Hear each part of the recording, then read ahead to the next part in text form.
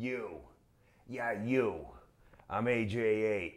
This is AJ's 8-ball. This is Mike Phelan O'Toole. How's it going, man? Thanks for having me on again. No problem, man. Yeah, this is great. And you. Yeah, you fat couch potato. Shut up and put down those potato chips. And listen to this.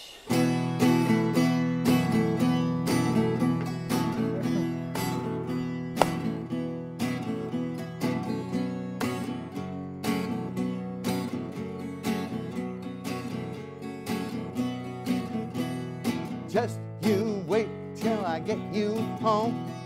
Just you wait till I get you home. Just you wait till I get you home. Alone. Alone.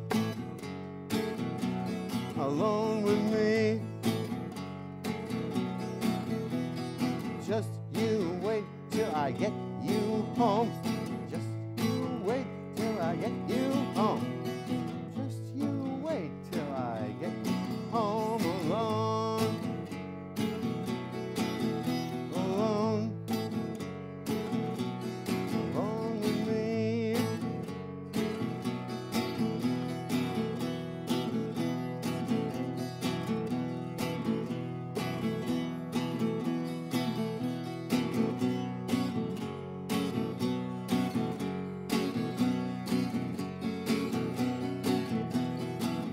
Gonna do when you get me home? What you gonna do when you get me home? What you gonna do when you get me home alone? Alone. Alone with you. What you gonna do when you get me home? What you gonna do when you get me home? What you gonna do when you get me home alone? Alone. Alone with you.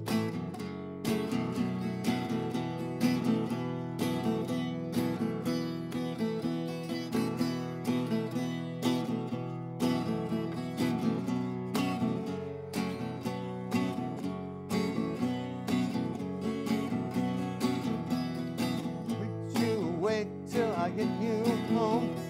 What you gonna do when you get me home? Just you wait till I get you home.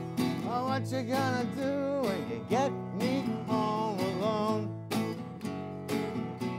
Alone with you. Alone with me. Alone with you. Alone with me. Alone with you, alone with me, alone with you, alone with me, alone with you, alone with you, alone with me, alone with you, alone with me, alone with me.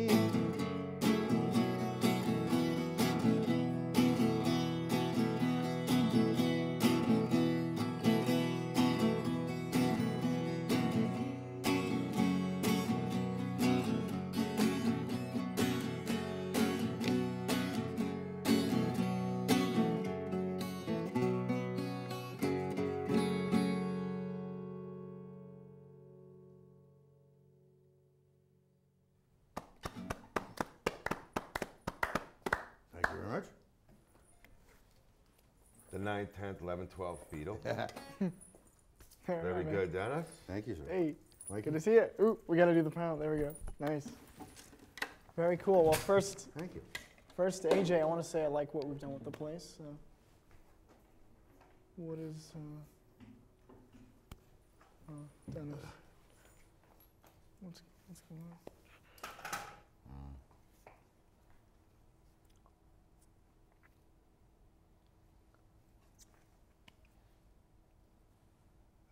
AJ. AJ. What's with him? AJ. Hey. Oh, sorry, guys. Hey, welcome back. Where was I? to the show. Oh. Did you guys meet GR8? GR8, Mr. Grimm. GR8, Yeah, it's the because Reaper. he is my permanent guest on AJ's 8 Ball. Nice. And we've been calling him Mr. G, Mr. R, Mr. GR, so he's permanently going to be GR8 because he's my right-hand man. Actually, Right. he's my left-hand man. He's your left hand. You get it. Clever. And he, we all seem to Yeah. have had the same. We all wore the same thing today. We It's all- kind of- we it's all- kind of embarrassing. Uh, Yeah. We must have shopped did at the the same makeup place. artist get a little carried away tonight? Taking it to another level. Taking it to another level, but we all look good. We Yeah. all look good. Yeah. Dennis, that was an interesting little piece you played. That was cool. That was a great song, man. That's an original song? It's original? Yeah. So, Art, I guess tell us kind of background as a musician and as an artist and the whole thing with AJ here. And just Well, I've been playing and singing for quite a long time. How long have you been playing guitar? I mentioned before. I thought of it the other day. 46 years. Wow. So I'm not young, but Could have fooled me. No. I was 13. I'm only serious. I was 13 years old when the Beatles were on the Ed Sullivan Show, and that's a formative year. And How old are you? I got formed. Me? Yeah. 59. You don't look a day over 79. Thank you very much.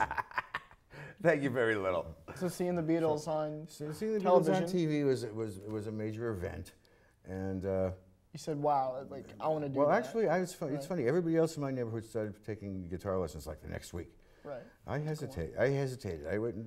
You waited 2 weeks. I waited until the fall, and by the following spring, everybody else in the neighborhood had quit, and I was in a band.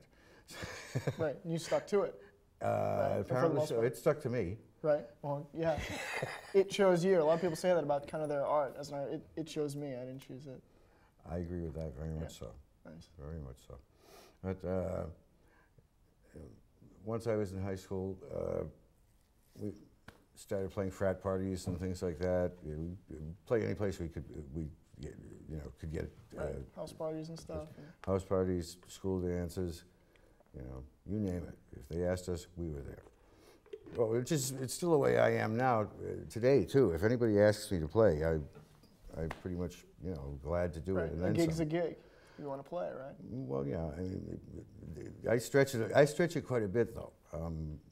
I ride the bus back and forth between Lynn and Boston fairly often. And I got on the bus one evening. It was very quiet. I had the guitar in the bag on the shoulder pack over my shoulder. I get on. Bus driver says, "Hey, is that a guitar?" I said, "Yeah." He says, "Well, what do you play?" And I told him I did, Beatles and stuff like that. He says, "Well, there's nobody else on the bus, hardly, and I'm the driver, so I won't complain. Why don't you take it out and play a couple for us?" Yeah. So I said, "Why not?" So I take the guitar out, and I'm playing on the bus, and the bus driver is just loving it. There are two teenage girls on the other side of the bus, and they're both smiling and kind of tapping their feet. So I said, "Okay, this is cool." The next two times I ran into that driver on that bus line, he invited me to play again. He says, "Oh, you got the guitar there? Feel free." And but the first time I got off the bus at Haymarket and got myself ready. I was intending to walk a couple of blocks over to North Station, and had to wait for the traffic. And a woman came up behind me and she said, "Pardon me, do you know where North Station is?" I said, "Yes, it's right over there. And in fact, that's where I'm going." Well, she turns around to a group of people who were like a tourist group from California, of couples of average age about 70, and she says, "He's going there. Follow him." Oh, great. And so Lucky you. she spent the next three blocks or so over to the train station talking about what I do, what kind of music I play and things like that. Mhm. The whole story. And so we got to the station, and I bought my ticket, and they went and got theirs, and it turned out they had over an hour to wait, and I had almost 45 minutes to wait. So one of the women came over to me, and she said, "Would you play some songs for us?" And you Of course, said no. of course. So in the middle of North Station, I took the guitar out and played, 2 or 3 songs, and it was time for my train, and I left. Mhm. But I had a lot of fun that way. I mean, you know, basically, as Does I that said, happen a you lot? ask me to play, I'll do that it. it kind of reminds me of a friend of mine who was always kind of like that. He was just one of the guys who, you know, always had his guitar. He was Yeah. just so in love, and he was good at it. You know, self-taught, and he always had it. And he was like that guy. Anytime he had, hey, can you play it for us? Hey, you know, it'd be like, you know, stories like we're driving along and we go to we stop at like a donut shop or something. He just walks in and to check it out. We're gonna get something, and then you know, of course, the girl sees with the guy with the guitar, and he plays a little bit. And we got you know, free donuts, you know, and stuff like that. Didn't that happen on a bus too, Dennis? It started on the bus. I haven't actually played on the train, but I played in the train station. And let's see, I refuse to be bored. If I get my guitar with me and I have to wait for things, I'll take it up and play. So I played at Wonderland, and I played in Saugus. I know. Didn't you have an opportunity in Liverpool or something to almost make the big time? I played with another guy from. And one of your band members kind of he really had some kind of messed it up for you. Yes. I'd say kind of start from the beginning. We used to play a lot of. How did you get over to Liverpool Beatles, for one? Well, this actually happened here in the States. Because but you my are friend- like the my friend used to go- long lost Beatle. My friend used to go over to Liverpool every August for the Beatles convention they have over there. And he'd been a newspaper reporter, and he got introduced to Pete Best that way. And by 1994, he was doing well enough, sort of breaking the ice over there and such, that he took me over as his guitar player. And we started doing well right away. So then we started getting jobs here at home, playing Beatles conventions and such. So those Beatles cover tunes. stuff like Well, that, or similar? we covered the entire British invasion. Okay. Yeah. Nice. Really? You know, we did the Beatles and the Searchers and the Hollies and Hollies, yeah. Excellent band. pretty much if you know, it was from when I was in high school, we did it if it had singing. And so we started picking up more and more of these conventions and started getting a little advanced ourselves. And we played a convention in Stamford, Connecticut. And by then, some pretty neat people were getting to know us. The guy who was in the Quarrymen, who was John and Paul's junior high school band, had written a book. And did they have any popular and songs? he was The Quarrymen. No, That sounds like a Are they just sort of known they're as kids. that pre-Beatles? Yeah, there's a picture of Lennon and McCartney at like age 13.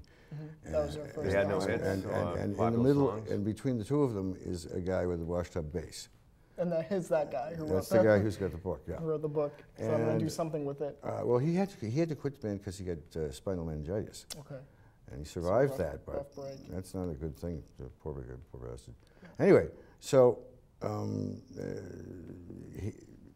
the entourage between this fellow from the Quarrymen and this guy who looks like Ringo Starr does today, and does an act, you know, emulating Ringo Right, impersonator. at the conventions, had the person who was helping to promote his fake Ringo's book and also help Len Gary from the Quarrymen. What did fake Ringo write in his book? Is it just recounting? Well, no, he was Evil Ringo. Very alternate. no, Fake evil Ringo. very interesting character. His father worked for Elvis, and Wow. and this kid was brought up in Graceland. The book is all about being a teenager in Graceland, with your dad as like one of the background workers. Wow. And, you Well, know, yeah. he got to meet everybody. You know, well, to continue the story about what happened at the Beatles convention, we did our show that day, and it felt good. Fake Ringo comes over and he says, "Listen, we have a big party upstairs tonight. You know, come on up to the penthouse and get somebody you want you to meet."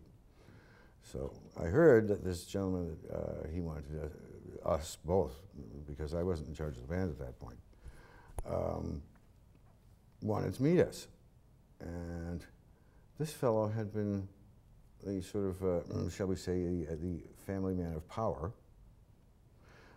who had the authority. He had the say on whether or not Brian Epstein would be allowed to talk to Ed Sullivan's people or not. And so this is a gun. This guy's big. So he says yes or no. Yeah, before you can go on and continue. he got to Pass call. go. Yeah, he got to call a shot and whether or not they could. So that wasn't all I knew about him, but that was enough. I mean, this guy's obviously influential. So we go to the party that night, and I get to introduce this huge man who's obviously very, very, very professional, and it appears to be doing quite well, thank you. And he said, "This is Mr. Pete Bennett." And shook my hand, and he said, "Dennis, I saw you guys perform this afternoon. I really liked it. I'd like to do business with you. Are you in charge of the band?" I said, "No, Scott is." He said, "Well, you get him up here because I want to talk to him."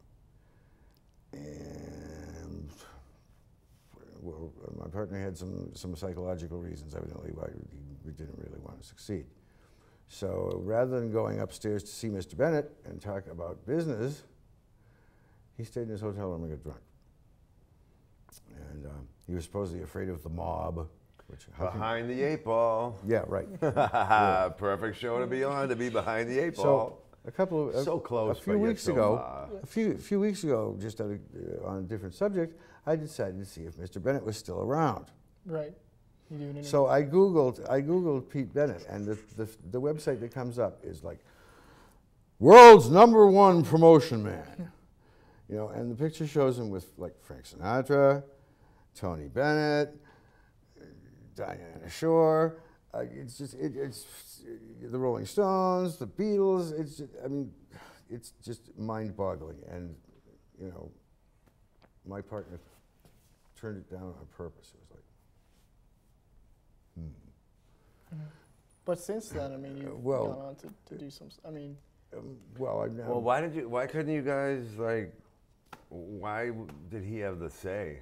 Why did he start the band or something? Or why was he in so much control and stuff? Why couldn't you guys go up and talk to the guy? Because he had the money. That's a good reason. They gave him a lot of control, and the control was. You know about the golden rule? He who has the gold makes the rules. Yeah, I'm afraid that's true. I'm afraid that's so true. Go ahead. So that's why you guys couldn't make no rules. Well, unfortunately, no gold, no rules. What happened over and over again? People would say, haven't you noticed this going on? And I'd say, yeah, but I've been accused of being more loyal than I should be to some people, in life. But I've had people who were doing better than I say, well, at least you can look at yourself in the mirror in the morning. So that's good. That's a good thing. Mm-hmm. You wouldn't want to look in the mirror looking like that. I don't think any of us would. Bing. So you guys obviously have a rapport. You guys have known each other for a while, right? Yeah, about a bit. So 20, 25 years. I knew him when he was a little beetle. when he was just a little baby beetle. When I was a grub. Oh man. And we've known each other a while. Yeah. Over the years, I played a show with Pete Best in Liverpool. Been back and forth to England 10 times for little 2-week tours that we would do. Den, I'd like to tell a story, and then you're gonna tickle our eardrums again? If you want. Me and Dennis saw the Hollies a couple months ago at the Kowloon restaurant in Saugus, and is an interesting story. Well, you were really, really, really hoping that they would sing one of their I was hoping to hear Carousel. Did you ever hear this story? I don't think you have. Yeah, on a Carousel. Me, Dennis, 2 other people went to the Kowloon, saw the Hollies. Terry Sylvester was the only original member. Who was hired to replace Graham Nash, and Riding on a Carousel is Graham Nash's song. So you'd think that would be part of the show. And I love the song Carousel. I love all their tunes, but I specifically, that's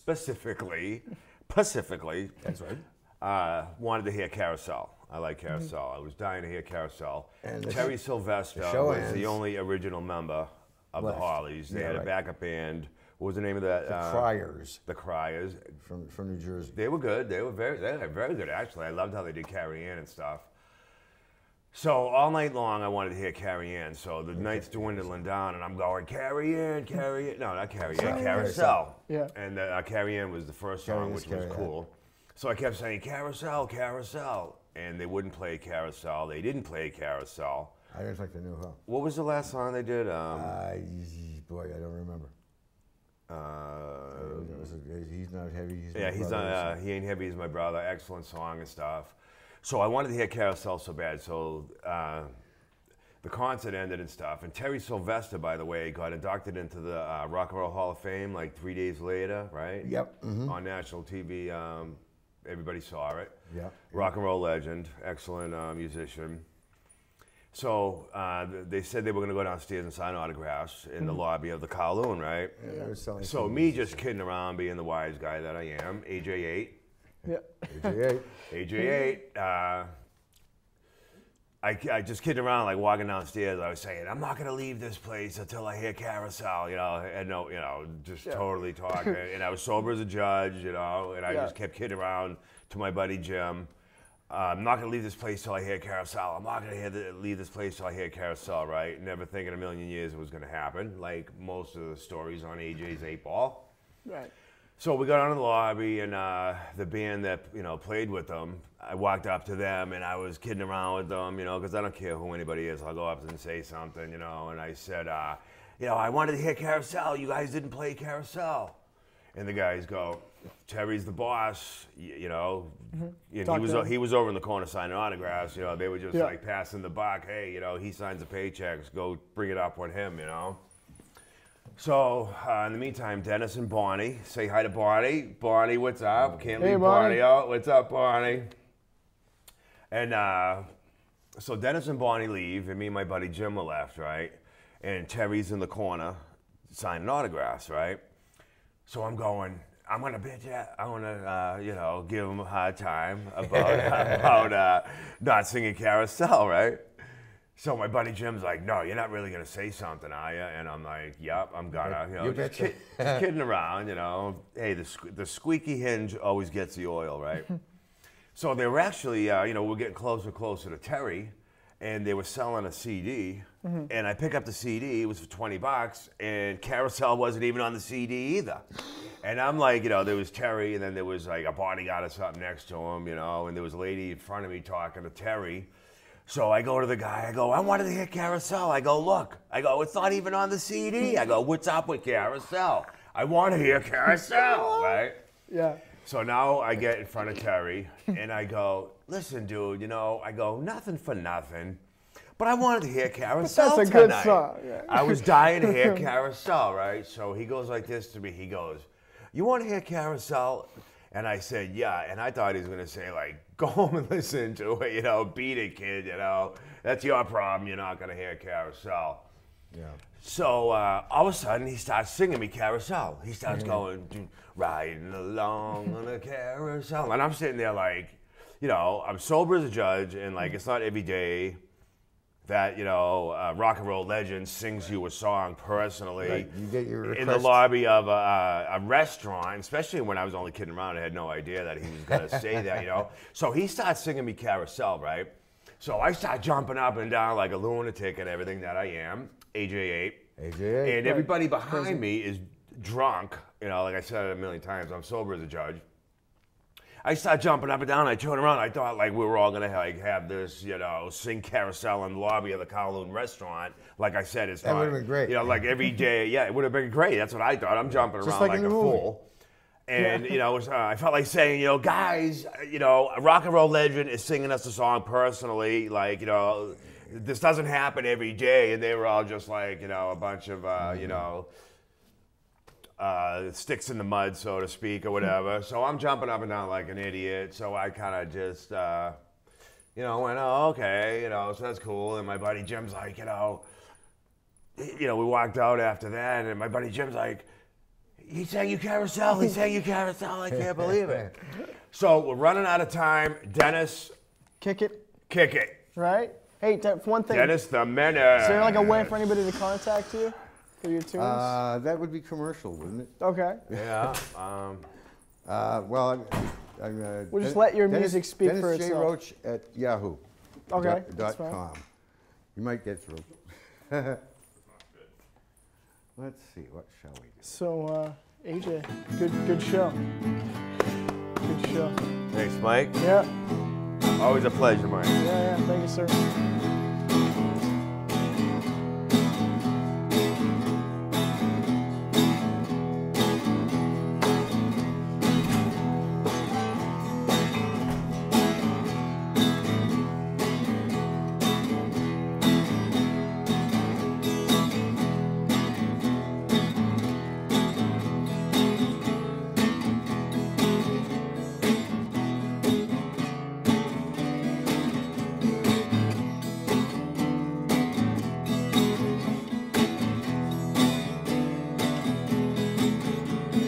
Show you how much you mean to me.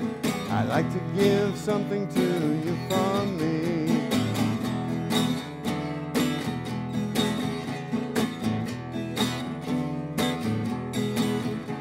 With all of the things that you've done for me, I'd like to do something to you from me. I'd like to do something to you from me. I'd like to do something to you from me.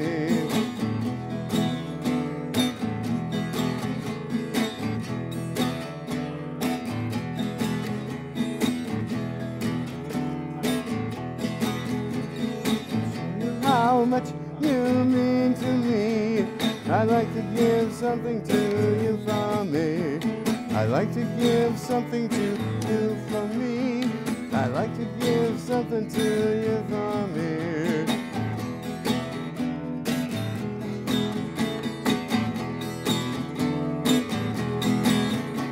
With all of the things that you've done for me, I'd like to do something to you from me. I'd like to do something to you from me. I'd like to do something to you from me. To you from me. To you from me. To you from me. To you from me. To you from me. To you from me. To you from me. To you from me. To you from me. To you